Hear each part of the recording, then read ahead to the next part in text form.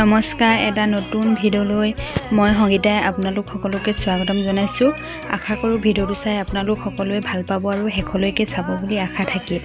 আজি মই বনাব লৈছোঁ অমিতা শাকৰ লগত কুকুৰা মাংস। এয়া অমিতা শাকৰ লগত কুকুৰা মাংসৰ তৰকাৰীখনো কেনেদৰে মই বনালোঁ তাকে ভিডিঅ'টো চাওঁ বলকচোন।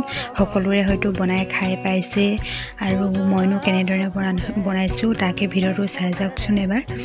এয়া কেৰাহীত তেল দি ল'লোঁ আৰু এই পিঁয়াজখিনি অলপ ভাজি এয়া মাংসখিনি দি দিলোঁ। মাংসখিনি অলপ টাইম এনেদৰে ভাজি ল'ম। নিমখ হালধি জোখমতে দি এনেদৰে লৰাই ভাজি ল'ম। এয়া মাংসখিনি অলপ টাইম ভাজি লোৱাৰ পিছতে ইয়াত মই হালধি নিমখ দি দিম আৰু হালধি নিমখ জোখ অনুযায়ী দিয়াৰ পিছতে এতিয়া মই মাংসখিনি অলপ টাইম ভাজি ল'ম। আৰু এই অমিতা আৰু লোকেল কুকুৰা মাংসৰ তৰকাৰীখন খাই বহুত ভাল লাগে। আপোনালোকেও বনাই খাই চাবচোন।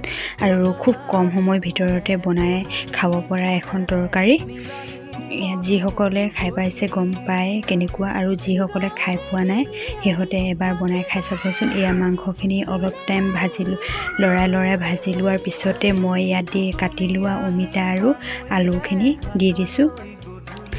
কাটি লোৱা অমিতা আৰু আলুখিনি দিয়াৰ পিছত এয়া অলপ টাইম লৰাই ভাজি ল'ম।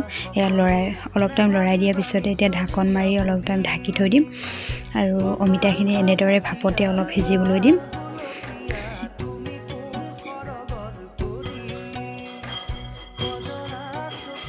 এয়া অমিতাখিনি অলপ টাইম ভাপতে সিজিবলৈ দিয়াৰ পিছত ইয়াত মই জোখ অনুযায়ী পানী দি দিম। পানীটো আপোনালোকৰ নিজৰ লগত কথা কিমান দিয়ে। আৰু মই এয়া পানীটো ইমানখিনি দিছোঁ কাৰণ উতল আহিব লাগিবতো তৰকাৰীখিনি, আৰু উতল আহি অমিতাখিনি সিজিব লাগিব আৰু মাংসখিনি সিজিব লাগিব যে। এয়া পানীখিনি উতল আহিবলৈ ধৰিলে এতিয়া মই ইয়াত দি দিম। কোনো মছলা ব্যৱহাৰ কৰা নাই। ইয়াৰ পিচি লোৱা ৰচুন আৰু জালুকৰ গুড়ি দিছোঁ। ইয়াত মই কোনো ধৰণৰ মছলা ব্যৱহাৰ কৰা নাই, ৰচুন আৰু জালুকেৰে দিছোঁ। আপোনালোকেও এনেদৰে মছলা ব্যৱহাৰ নকৰাকৈ খাই চাব পাৰি তৰকাৰীখন, আৰু বহুত ধুনীয়া লাগে সঁচাকৈ। আৰু এয়া মোৰ তৰকাৰী ৰেডি হৈ গ'ল। এয়া এনেকুৱা ধৰণৰ হৈছে তৰকাৰীখন।